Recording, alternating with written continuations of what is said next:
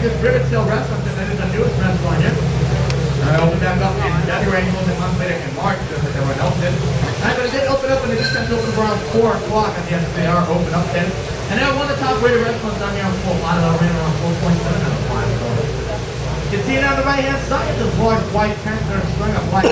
And this large white tent on the right hand side is the Wharf. The Wharf is the largest outdoor bar and club out here on Fort Lauderdale. On a regular night before COVID, there were 4,500 plus people there having a good time. Just like everyone else did, like I said, everybody got shut down. But it did open up about 2 weeks ago. They have been open now. They haven't shut down yet. I'm quite surprised. They were only supposed to be open for around 3 or 4 days. It's been this long. So you guys come out of town, you guys like check out a good bar or club, like I said, I recommend the Wharf there. Might as well check it out before they shut down there. Right? They have easily over 2,000 people on that there. So we are back to another bridge, and it's FBC out Railroad Bridge, right? There's no bridge center here. There's a bridge center that's no one in Jacksonville. We're going through this bridge remotely. Maybe you guys are not from down here from South Florida. We do have a train called a Bright Line train. And that train is over 100 miles an hour, making that trip from Miami to West Palm Beach in about 25 minutes.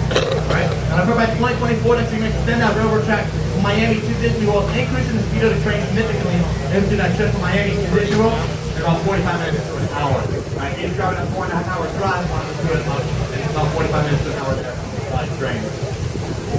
So you can see it on the right hand side, like I said, that big path that just keeps going and going and going, just like the entrance of the button. It never just stops. Just like it never just stops walking. So you can see it on the right hand side. You got all these older structures here.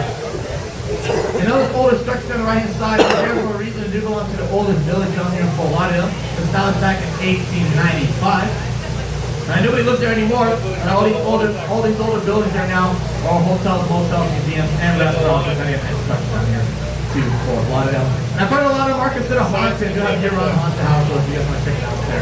We have some houses here and just so you can see there on the right hand side, the large tall white building there often is on the right hand side there. There is a local IMAX. And IMAX on the right hand side was going to talk about Auto Nation. And who owned Auto Nation? Well, Wayne Huizinga there. None of them don't make those there. Now, if you guys do not know what an IMAX is a 5-story tall movie screen if you guys got real experience. And I see some of you guys already pointed it out there. Well, it's going to be on the right-hand side. And I want you guys to tell me, what does the name say there on the right-hand side, on the side of the building? Huizinga, absolutely. And that's the last thing Mr. Wayne Huizinga did donate to us down here in our city of Fort Lauderdale. That is our performing arts, and they're bringing all these Broadway to the line. Mr. Hamilton, you name it, we got it down here in Fort Lauderdale.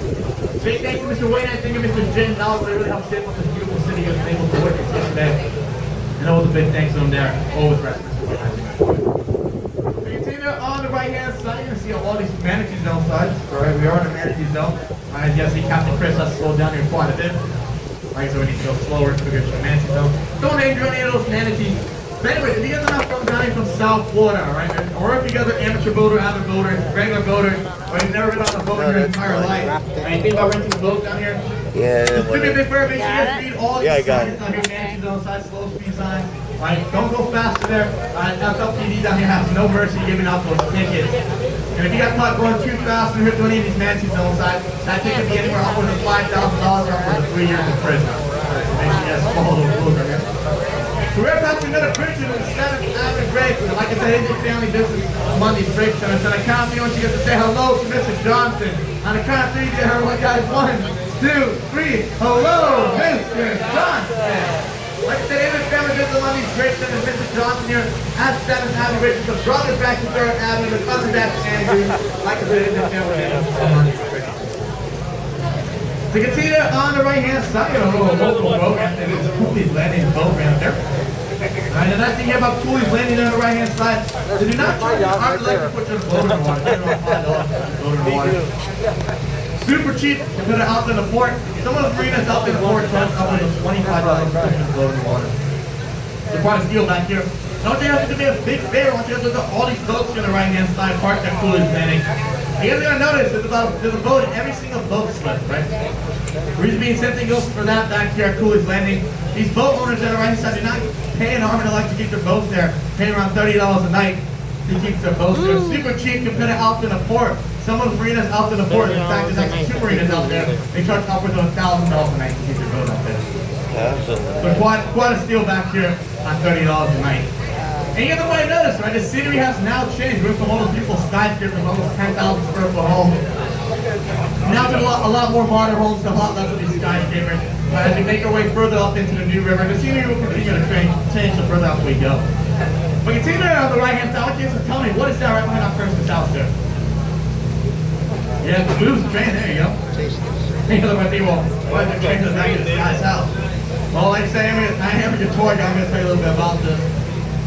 So this house here on the right-hand side was formerly owned by Mr. Richard Weiner. He's a very famous author down here in Lauderdale.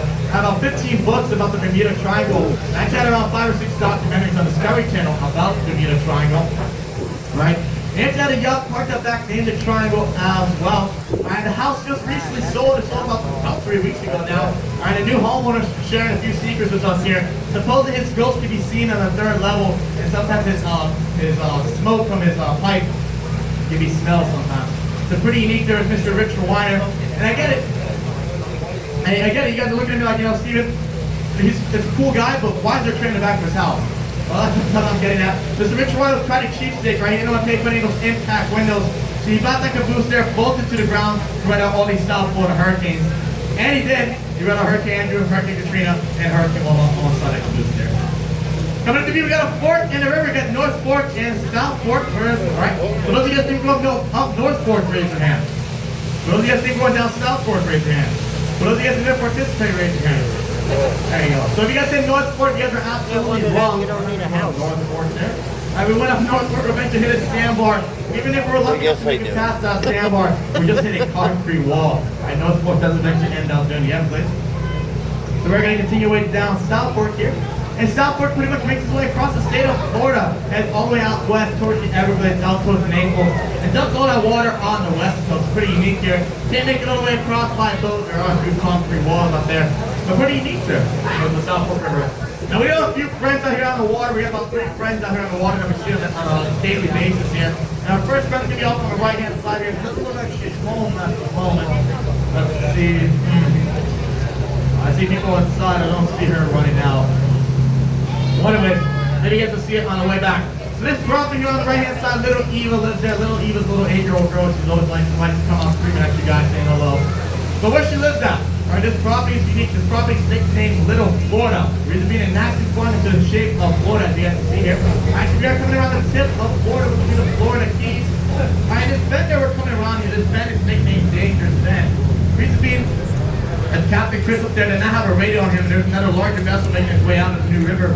We'll most likely have a major collision. Alright, this property of Little Florida is so massive with so many trees that not even the largest vessel can see on or through it, can pass it or over it. So pretty crazy here with Danger Bend. That's the good thing Captain Chris does have his radio up there. And as you guys can hear, he is ringing his bell there, so usually you get little Eva to come out and say hello to you guys. But now we're on the west coast of Florida here. Alright? And let's just say back in the day you guys wanted to send a letter to this property here. So from 1930 to 1907, let's just say you guys did not know the address of this property here, then you can label your letter Little Florida, and that letter would have been delivered to this property here.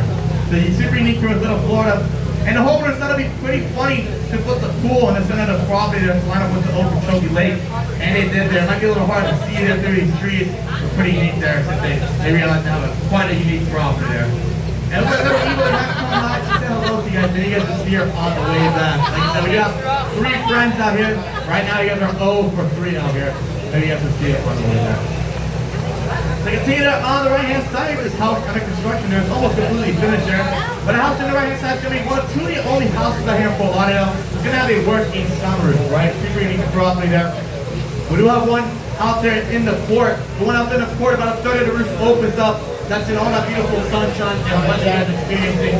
And they work in such rain or drizzle sense to do go off closing that sunroof. Like I said, super unique property there. One of 2 of the only out here in Fort Lauderdale. So like I said, we have about 3 friends out here on the water we see on a daily basis. Another friend's going to be off on the left-hand side here. Hopefully they are home. Going to be these 2 little white houses there. It looks like they're home there, but I don't see the dog.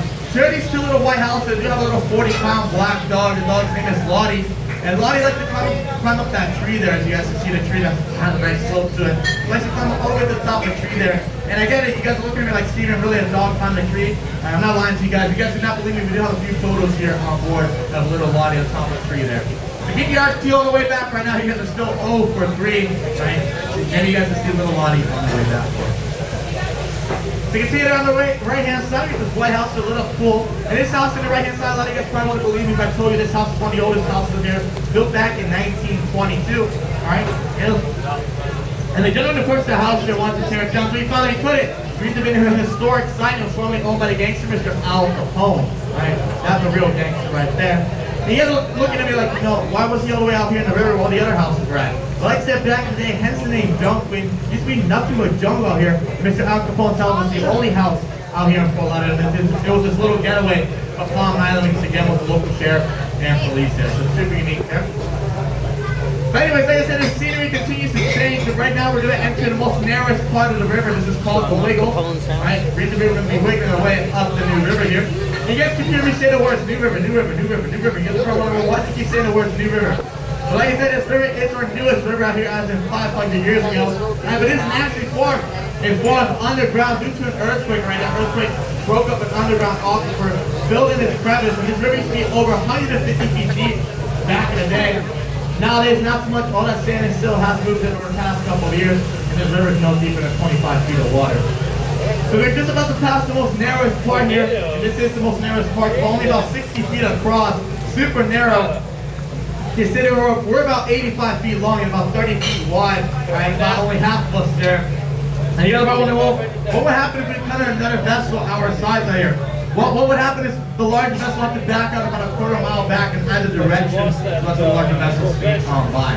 Pretty neat there with the wiggles there. But we're nothing compared to what's out here. Up at LMC in about 15 minutes we'll be passing. LMC there has a few yachts that are around that 220-foot mark, and they managed to squeeze away up through there with the wiggles. There's only a few speeches there on either side there. But these mega yachts are not allowed to drive. Those captains are not allowed to drive any of those mega yachts. These insurance companies are not allowed, so they actually hire these towing companies. And these towing companies tow these mega yachts in and out of the river down there where you have risk of liability for any damage caused to their yacht. So you can see that on the left-hand side, I can't really shine the whole property there for you guys. My spotlight isn't working. But this large property there on the left-hand side is 7.5 acres, all owned by one little old lady. And this greenhouse on the left-hand side, that's how she made her money. She made her money growing orchids. Well, that's what she tells us. I don't know what she was growing in there.